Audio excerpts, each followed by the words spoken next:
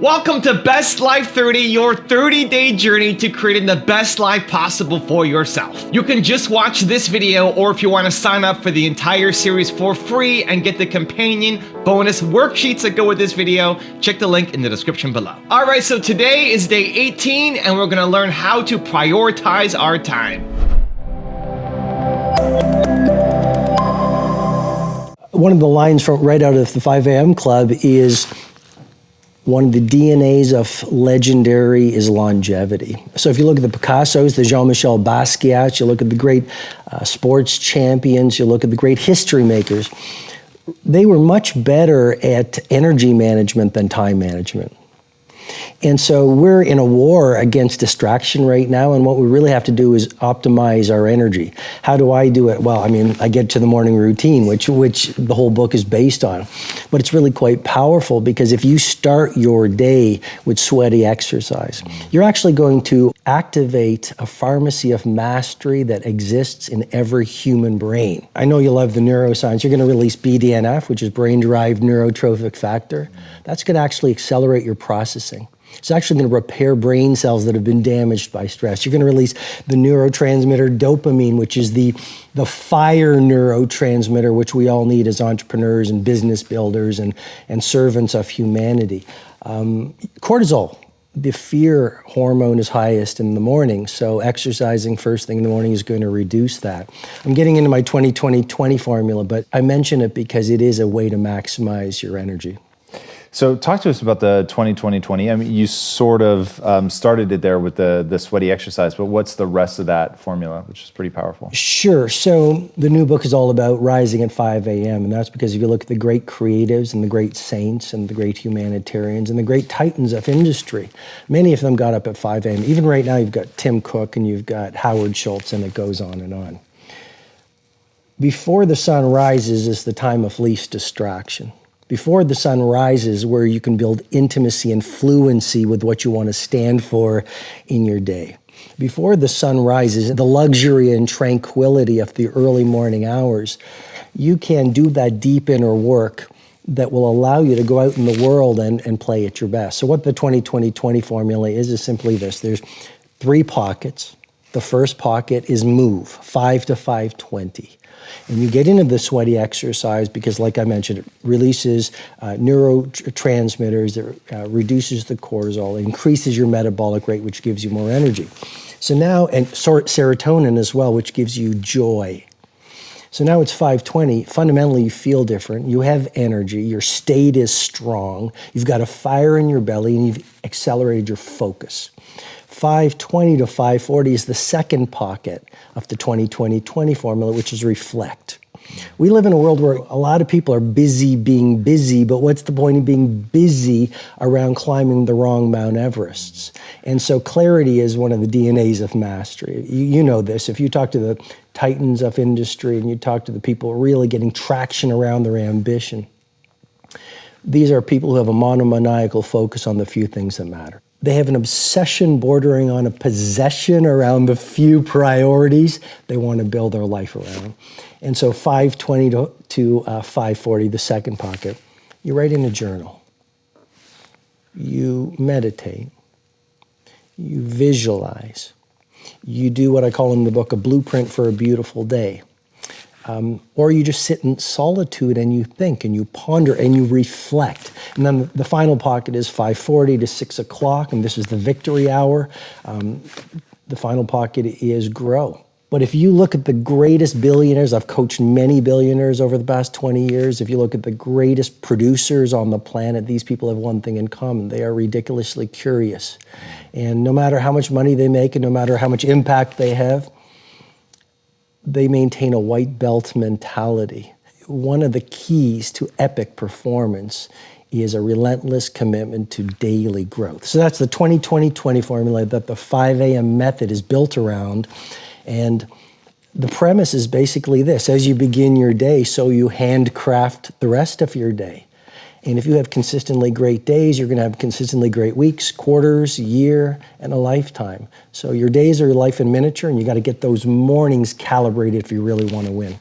When you look at prioritizing, it really lives in, and I'm gonna say this word, and you're probably not gonna wanna hear it, but when I tell you it's a game changer, when you master, and just for now, begin to operate inside of time management. I used to resist time management because I'm a free spirit / people would call me a rebel back in the day, meaning I didn't want to be controlled.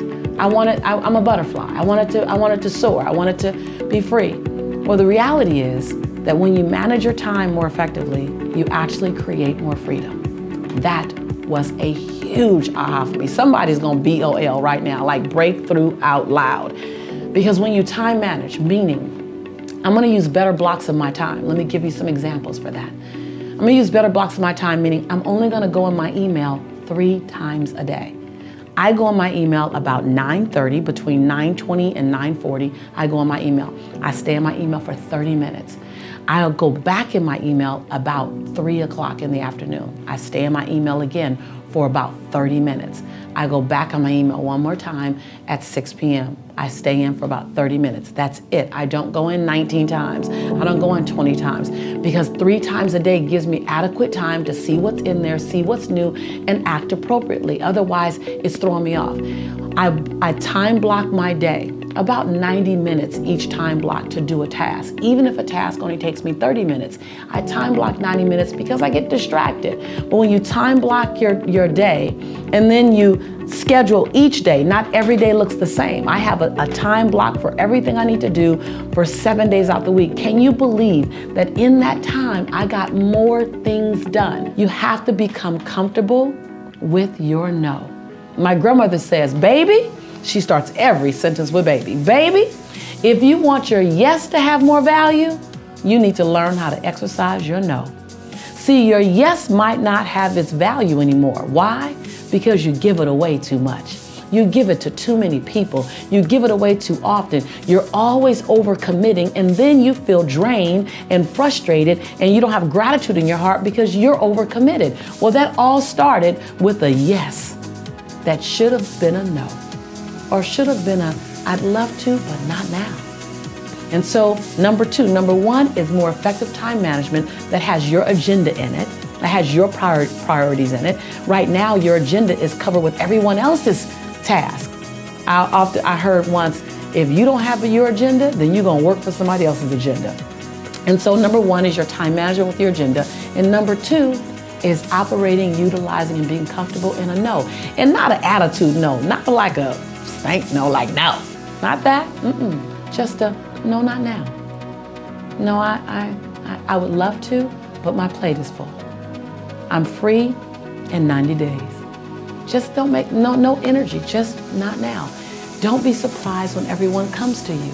You're great, you're amazing, you're brilliant. Look at you, you're on this channel, so you know you're smart. You want a better life, you want an abundant life, of course you're here. Of course everyone wants you. And your priorities matter. What is time? How do you know when it's a long time, or how do you know when it's a short time? It's not because it's 10 minutes or 10 hours. How many have been in 10 hours and time flew because you loved what you're doing, didn't have any sense of time whatsoever? How many have had that experience? Say aye. How many have had 10 minutes feel like 10 years you want to kill somebody to get out of the situation? So what is time? Time is emotion. Got to remember that. Time is emotion. What you're really managing is emotion. Another word for that would be meaning or fulfillment. Focus is power, but you got to take it. Take it back. Take back that power. And you got to know when you do have that focus, how to chunk it, how to group it so you're not overwhelmed. Let me show you how to make it simpler. When mass information is coming at you, you get overwhelmed. Most of us are great deletion creatures. We delete most of life. Right now, there are millions of things around you could be focusing on, thinking about, giving meanings to, making decisions about what to do. Millions. Right now, you could be focusing on the blood rushing through your left eardrum or the feeling of your skin against your body. But most of you delete that. You don't even think about clothing against your skin until I mention it, or your heartbeat. Most of the universe you've deleted because you go crazy if you try to think about it all. Because human beings have a limited amount they can focus on at one time. And most of your stress is because you're thinking about too many things at once. In fact, when people don't do things It's not because they can't. It's not even because they don't want to. It's because of the way they are focusing on what I call chunking things. When people don't follow through, here's what they do. I'll give you an example. Who here believes exercise is very important, but you don't exercise regularly? Let me see a show of hands. Raise your hand. More hands than most of us want to raise our hand, right? Now, who here really focuses, or I should say exercises regularly? Raise your hand. Regularly. Okay, great. Who here does not exercise regularly even though you believe it's important? Just be truthful. Okay, great. So let's see what the difference is here. A person here who does not exercise regularly, I want you to raise your hand and I want you to tell me why you don't exercise regularly. Be truthful. Okay? Yes, sir. I don't have the time. Now, is that true? He even knows it's not true. He's going to answer you first. No. But it feels like he doesn't have the time because time is emotion. And he's got so many other things he is focused on getting results in that adding this to the list seems like a lot, right? And the other things are very important to him, like his business. I don't have the time. He has the time. What's the real reason he doesn't do it? Because of the way he thinks about exercise. When he focuses on what it would take to exercise, he does it very differently than someone who follows through. When you think about exercising, what's involved? At the moment, about mile 14 is the London Marathon. Quite painful. Okay, he starts thinking about, I got to get to mile 14 of the London Marathon, and that even the thought of trying to get to the 14th mile, much less the 25th mile, is like beyond my imagination right now. So he is what I call over-chunked. He's not thinking about what he wants. He's thinking about what's painful. You just saw a perfect example. He's not even thinking about victory or succeeding. So the chance of him following through on something that he associates major pain to, when he can do something else right now he can feel competent or successful at, his chances of following through are very limited. How many will follow that? Say I. His focus is on failure. His focus is on pain. That's why he isn't following through. Okay? He's also focused on the 14th mile of a marathon rather than today's workout. Which one seems more daunting to you? So when you think of what it, and here's also what he's thinking about. He's thinking about the process, not the outcome or result he wants. And when you think about what it's going to take to do something, usually it takes a lot and you're not going to want to do it. So he's overchunked himself. He's trying to eat the whale whole without taking any smaller bites. And it seems too big for him, so he says, well, I'll do it when? Later. As my Australian friends would say, later. Right? And of course, the problem with doing it tomorrow is when you get to tomorrow, tomorrow is today, and tomorrow never comes. So, and you keep promising yourself. By the way, what does this do to you emotionally when you keep breaking your own promises with yourself? Or you keep failing to do things that you know are important? Does it increase your level of certainty and confidence? No. What it does is it erodes it. And when you erode confidence in one area, believe it or not, it affects the other areas too. Do you believe me on that? Don't believe me. What about your own life experience? Maybe not one area, but it starts to be multiple areas. It sure does. Another reason why somebody doesn't exercise or do anything is because they don't just chunk it too big, they chunk it in too many details. I'll give you a perfect example. So I asked somebody one time, I said, okay, how important is exercise? Oh, exercise is extremely important. Really? Okay, good. And tell me, why don't you exercise regularly? Well, I just don't have time. Okay, everybody gives that answer. That sounds wonderful. So tell me, though, don't tell me about how much time you don't have. Tell me this. When you think about exercising, what do you think about? Which is a way of saying, what do you focus on? And so this woman says to me, well, my gosh, I mean, what do you mean what do I think about? Well, let's say I said to you, you got to start exercising, and I'm going to put a gun to the head of your children, and I will do very horrible things and hurt them badly if you don't exercise. Could you do it? Oh yeah, I could do it. You know, if some mafia person came here and said, I'm going to kill your children if you don't exercise every day, how many think you could find a way to exercise every day, no matter what your time constraints may be? So remember this. Remember this. Change is never a matter of ability. It's always a matter of motivation. I'll say that again. Change is never a matter of ability. It's always a matter of motivation or drive, having strong enough reasons. If you got a strong enough reason, you could figure out the time, couldn't you? So the biggest part of life and time management is knowing what you want and having enough reasons to follow through. I don't know what percentage of human effort is spent in counterproductive activity. You know, I'm not an absolute cynic about that, but I mean, when I talk to undergraduates, I ask them, you know, how much time do you waste every day by your own reckoning? And it's somewhere between 5 and 8 hours. You know, it's a lot of time. Well, and I usually walk the students through an economic analysis of that. I said, well, you know, why don't you value your time at $50 an hour and calculate for yourself just exactly what you're doing to your future by your inability to discipline yourself. It's worth thinking through. In any case, people do waste a lot of time, and they also act counterproductively a lot of the time. There are a lot of things that are a waste of time. You know, when you think about your life, I think I often tell people that I work with, if you can get, because people have very high standards for how they want their work life to be, and I said, look, if you can get your work life to be where you enjoy half of it, that is amazing. Because very few people ever achieve that. Because the truth is, everything comes with overhead. That's reality. Everything comes with pieces that you don't like. You could be a Supreme Court justice, and there's still going to be pieces of your job you don't like. You can be a university professor, and it's still going to be, you have to go to committee meetings, and you have to do things. You know, every job comes with pieces you don't like. And we need to say, that's part of it. And not resent those pieces, or try not to, but also try to minimize them. I tell senior executives, you should have the least stress. You know, there's this weird, I think, false idea that CEOs, I'm a CEO, there's this false idea that CEOs are under the most stress. Well, I look at that, I'm like, why? You're in charge. Why don't you delegate the stress? It's your choice. And so you have to figure out how to set up your life in such a way that you can minimize the things. And I find people don't dislike hard work. What people dislike is being out of control. Like, they can't control their life. They can't control their environment. This happens to me when I get overscheduled. I hate being overscheduled. I want some time to be able to think and free myself. We all have the same amount of time in the world.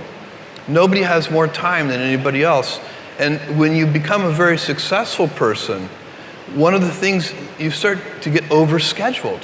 You have this event. You had to agree to do this. And maybe last night you were like, why did I agree to do this? I have to go on stage tomorrow. I wish I were really with my family. And, you know, or I hope maybe not this case. Let's say that you like this one. But in general, that kind of thing happens. And so you have to guard your time and try to stay a little bit flexible. So that's, for me, it's not a waste of time, but I like to have some freedom of movement rather than having every minute of every day scheduled. You need to make fewer decisions. Fewer decisions. Why? Well, as we know from neuroscience, and we know from productivity studies, that the more decisions that we actually make, the more our brain becomes fatigued, right? The more decisions that we make, the more we utilize the glucose that's really fueling our willpower, that's fueling our ability to make more decisions and higher quality decisions. Matter of fact, the more decisions that you tend to make, the less effective you're going to be over the long term, because you're going to utilize your ability and your resources and your brain's power, literally your willpower, will go out the window. So you want to minimize the number of decisions you are making. How do you do that? Well, here's some simple things. One, stop browsing. You know, I know maybe you found me because you were browsing somewhere, and I hope you make me part of your focus on your personal development, that I'm a purposeful part of your life. But I can tell you, overall, browsing completely wipes out your focus and your willpower. Even all these little things you're focusing on are utilizing all your brain's resources. And over a period of time, when you stop browsing and you go back to focusing on something, guess what? You tend not to be able to focus on one thing and get things done. You start multitasking and doing lots of things, but where your work isn't really focused, nothing gets accomplished. So what happens is your brain is fatigued. Guess what happens when your brain is fatigued? You find yourself sitting with a bag of potato chips, and what do when you have the remote control? You're just flipping randomly through things. Do you ever notice that? Meaning it's easier to become distracted the more distracted you are. Meaning the more that you aren't focusing on one thing at a time, the more problem you're gonna have later on to complete one thing at a time.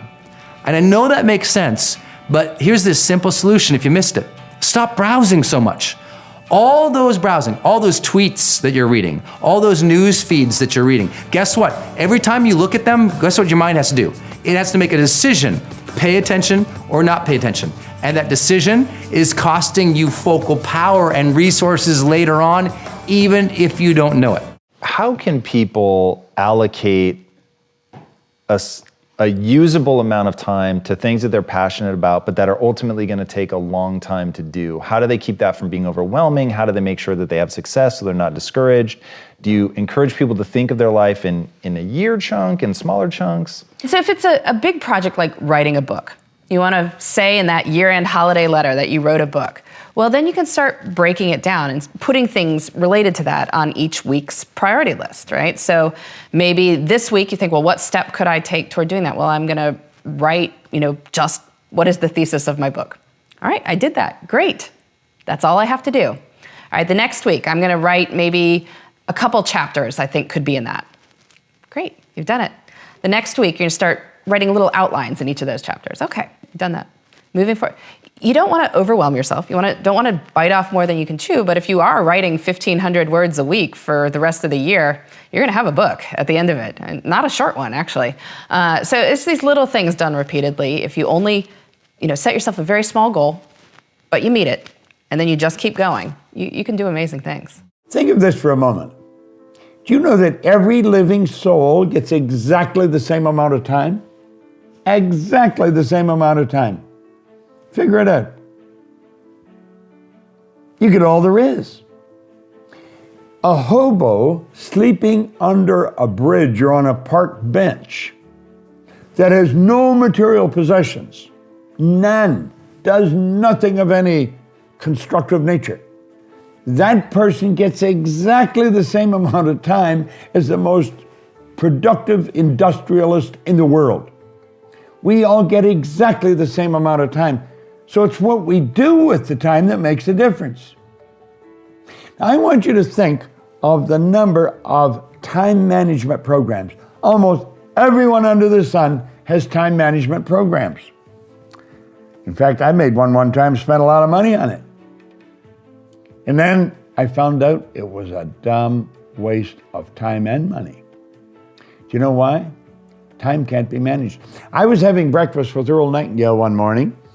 It was downtown Chicago, and I was going with him on a speaking engagement, and it was early in the morning. He said, "Do you want to meet for breakfast?" Whenever Earl Nightingale said, "Do you want to meet me?" I was there, and I always had some well-prepared questions. And I remember asking him, I said, "Earl, how did you learn how to master time management?" We're having breakfast. I can still hear his fork hit the plate. He said, "What the hell are you talking about?" He said, "I've never mastered time management. Nobody masters time management." He said, "Time can't be managed." He said, "I merely manage activity." And he took a little card out of his pocket. And he said, "Every night before I go to bed, I write down 6 most important things I have to do tomorrow. These are goal-achieving activities. And when I wake up, that's what I start working on. And if I don't get them all done, I'll add them to tomorrow's list." You should have about 6. Now, if I have 3 that I didn't get done today, that doesn't mean I have 9 for tomorrow, like 6 plus these 3. Those 3 become part of the 6 you have to do the next day. When you wake up, you give all your conscious attention to do those things. See, you cannot manage time, but you can manage activity. You can manage your activities. Make certain that what you're doing really makes a difference. Make certain that you're spending your time on activities that are productive, that are taking you in the direction of your goal. Let's say you're the most ultra-motivated guy in the world. When that alarm clock goes off, there's at least 50% of the time where you just, that soft little pillow is just caressing your head and you want to stay there. And it takes discipline to go, nope, I'm going to get up out of this bed and I'm going to do what I'm supposed to do. And that discipline that you have at that moment, you win that fight. That's a big victory. And then that pattern will carry out throughout the day, because once you're up, well, now that I'm up, I might as well go work out because I'm already up and I feel good that I got up out of bed and I won that battle. Let me go win another battle. I'm going to go get it done.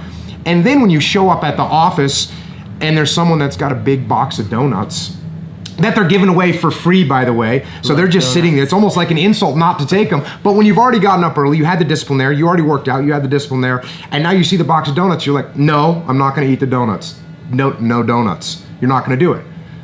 And that discipline carries on throughout the day. So now you take that and you expand that out over a week and a month, and you end up with more discipline. And it starts with that simple act of getting up and getting out of bed in the morning. We all want freedom, right? We all wanna have freedom. We want to have financial freedom, we want to have more free time, we want to have physical freedom. That's what we want. Everyone wants freedom, of course.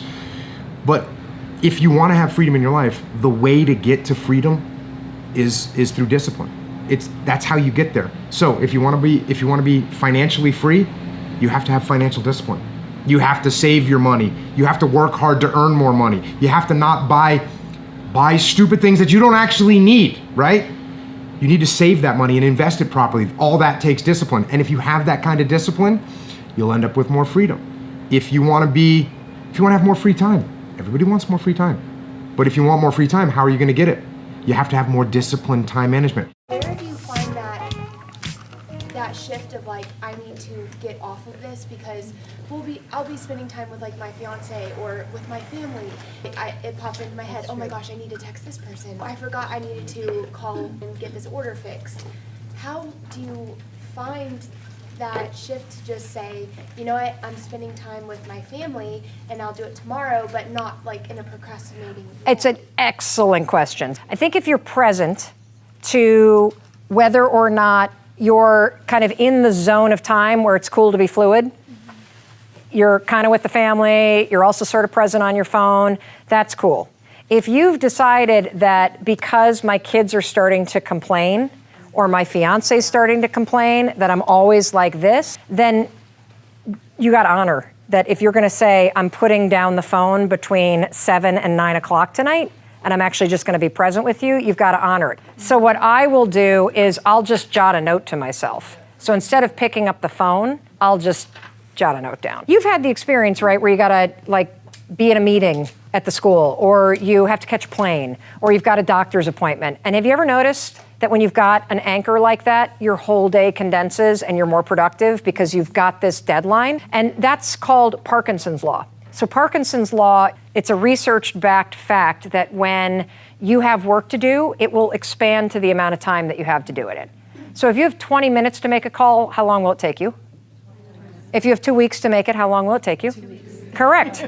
So if you, every day, no phone in your room, you set that one priority that matters to you. If you got time to kind of inch it forward just a little bit, great. You've already made progress. You're done for the day. Then you look at your phone. You also set a quitting time right then and there. The majority of days you'll honor it. And that quitting time means, for me, it means I'm not on my phone. And everybody that works for me knows if there's an emergency or if we have to do something, they'll call me. So that helps a lot. My challenge in our generation is that gradually through entertainment, through television, through media, through every way possible, we are living in a generation of the dumbing down of ideas. Because we have traded effectiveness for busyness. Statistics say, yeah, somebody ought to clap on that. We are busier than any other generation we have seen in the last 300 to 400 years. We are so busy. We are busier than a one-arm wallpaper hanger. We're just busy. You'll get it later. Don't worry about it. It'll hit you in a minute. We are just as busy as we can be, and we think because we're busy, we're effective.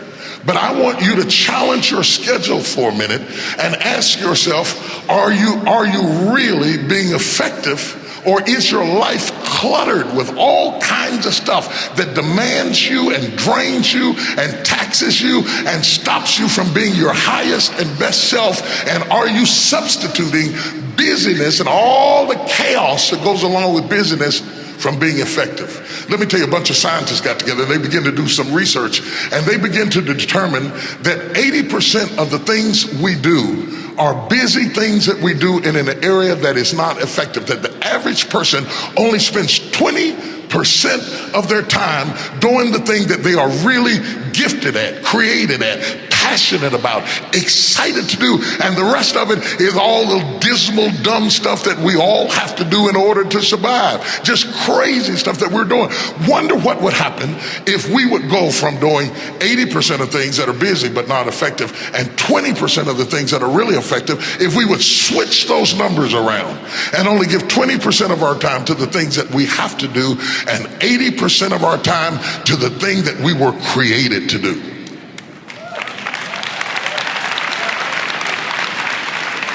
Wonder what would happen to your life. Now think about it a minute. There's a lot of things you could take from me and I could make it. You could take my suit, I got another one. You could take my car, I could get another one. You could take my house, I could get another house. But when you take my time, you have taken something from me that is totally irreplaceable. We take all kind of classes from money management. We know how to manage our money. We know how to repair our houses. We're working on our hair and our bodies and all of this kind of stuff. We do everything except the most important thing is to value our time. It takes time to be creative. You were meant to be creative. You were created in the likeness and the image of a creator, and in that likeness and in that image, you have creativity. If you had time, you would be creative. But in the absence of time and with busyness and clutter and the phone going beep, beep, beep, you all got music playing on your phone, all kinds of stuff. And no matter what kind of song you put on it, after a while you hate to hear it, because every time you hear that sound, you know it's somebody else wanting something else from you that's taking you away from what you are gifted and creative to do. The question that was asked was, how do we maximize the use of our time? Here's my answer. And I learned this from Dr. Daniel Siegel, a UCLA psychotherapist. He says, divide the time in 24 hours into the following sections. So sleep time, meditation time, exercise time, relationship time, downtime, creative and play time, focused work time, and when you eat. And when you're doing each of these things, then just do those things. Don't do anything else. I thought that was very brilliant, and I've been doing this now for a number of years. I sleep at least 6 to 8 hours a day. I meditate early in the morning for about 1.5 hours. I go to the gym after that. I walk between 5 to 10 miles a day. I work from about 9 o'clock to 12 noon. Then I take a full hour for a mindful lunch. I take a 20-minute walk after lunch. Then I start working again in the afternoon around 1 o'clock or so, 1:30, 2 even. And then I do a short meditation at 4:30 in the evening, 5 o'clock. And I have an early supper around 6, and I'm in bed by about 10. Now, when I'm doing this daily routine, then I feel that my rhythms are in order. They're connected to the rhythms of the cosmos. And when I'm speaking to someone, I'm present with them. I don't check my iPhone or my handheld device at the same time, because the cortical brain can only do one thing at a time. So, of course, the autonomic nervous system can do many things at a time. Do one thing, do it mindfully, and do it well. Pursue excellence and ignore success. Stay detached and divide your time into those quadrants. Let's say you have to cook something. Let's say you have to bake a cake, or you want to cook some rice. You turn on the stove, turn off the stove, turn on the stove, turn off the stove. It's a long process. And of course, dinner won't happen. So this is the story of Majority of the spiritual seekers, they're off and on and off and on and off and on. Oh, does it mean to say I must be only here, there? That's not it. The priority should not shift. The priority is set, slowly everything within you will slowly organize itself in that direction. Because the priority is shifting, this life does not know which way to go, it's just confused. Every 2 minutes if you change the destination on the GPS, for sure it does not know where to go, isn't it? So this is what is happening in most people. This is why spiritual path seems to be arduous, long, impossible, unattainable, all these things, simply because people are shifting priorities all the time. Now I've got a special bonus clip that I think you're gonna enjoy, but before that, it's time for the best Life 30 questions of the day. It's not enough to just watch a video, you have to do something about it, so pull out your worksheets and answer these questions, and if you don't have the worksheets yet, get them for free by checking the link in the description below. Here we go. Question number 1, where do you need to manage your time better? Number 2, how can you chunk down your goals? And number 3, how can you make fewer but more important decisions? And if you're doing the Best Life 30 challenge with me, put a hashtag BestLife30 in the comments below. We want to celebrate you. You need people in your life to hold you accountable because you will never push yourself as hard as you can go. You get a personal trainer not because of what exercises you should do. You can look that up online. The real value of a trainer is to have somebody right there in front of you, in your face, telling you to do 3 more reps of that exercise when you want to quit, when you're gonna tap out, and if you were by yourself, you'd say, I'm done, and they say, give me 3 more, because all of the growth happens in that last set.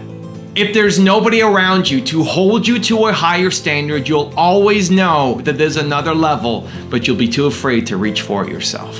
So let's use me as an example. I want to solve the world's biggest problem. I don't think people believe in themselves enough. It's why I created this channel and all the other ones I have, and the books and the speaking and everything I do. I want to go out and do this impossible thing that's never gonna happen. I'm never gonna solve the world's biggest problem, and yet I wake up every day and I try to do it. And I use a combination of what I call aspirational mentors, which are people like Steve Jobs and Elon Musk and the people that I profile on this channel. And then I also do it from people who challenge me one-on-one. If you watch my Entrepreneur Advice channel, I get pushed every week by my agent Steve, by psychologists in Australia, by people who are coaching me on how to get better. And they push me and they tell me I need to do more, and they tell me I'm being an idiot in these areas. And like, go, this is the homework. And the more uncomfortable I feel during that process, usually the better the advice is. If I think about the tour that I launched last year, and now the tour that I'm doing this year, it started as a free tour and became a paid tour when my agent Steve pushed me to do it. Like, you need to charge for this. And immediately my heart's booming. Boom, boom, boom, boom, boom. I'm scared. It means I have to do it. Having people around you who can push you to do the things that you need to do, who make you nervous, who make you scared, who see your blind spots, who cut through your BS, who tell you that's just fear talking, because we'll come up with really logical reasons why we can't do something. Or aspirational mentors who, when you see how they react to things, how they see things, how they understand the world, and then you look at what you're doing, it forces you to be pulled up. It forces you to take the next step up on the staircase. You need to do it because your environment's been perfectly designed to keep you where you are. Your friends, your family, all of it. It's keeping you exactly where you are. And the difference between where you are now and where you want to be and where you can be in a year, in 2 years, in 5 years, in 10 years is going to be the people you have around you and how much they're willing to push you, to believe in you, to tell you what you may not want to hear, but you need to hear to grow, to challenge yourself and get to the next level. If you want to join the Best Life 30 challenge, click the link right here below me. Or if you want more videos on how to prioritize, check out the playlist right there next to me. Continue to believe, and I'll see you there.